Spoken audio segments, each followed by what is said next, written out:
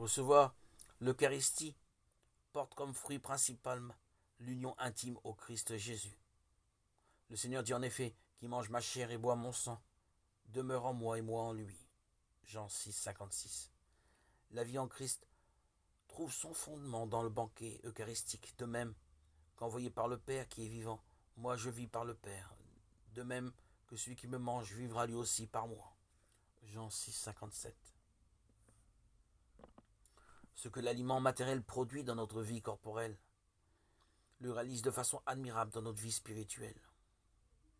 En prenant l'Eucharistie, qui est une communion à la chair du Christ ressuscité, nous sommes vivifiés par l'Esprit Saint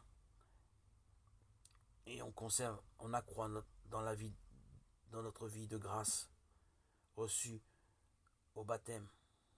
Cette croissance de la vie chrétienne a besoin d'être nourrie par cette communion eucharistique, pas de notre pèlerinage jusqu'au moment de la mort, où nous sera donnée la libération de notre corps.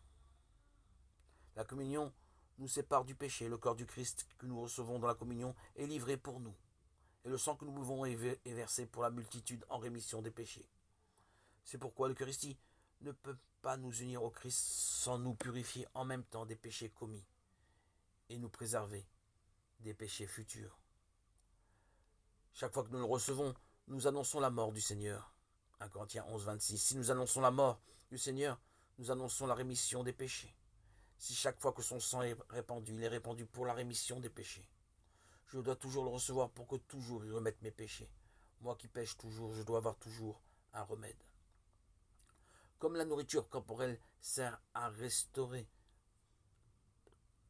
la perte des forces, l'Eucharistie fortifie la charité, qui, dans la vie quotidienne, tend à s'affaiblir. Et cette charité vivifiée efface les péchés.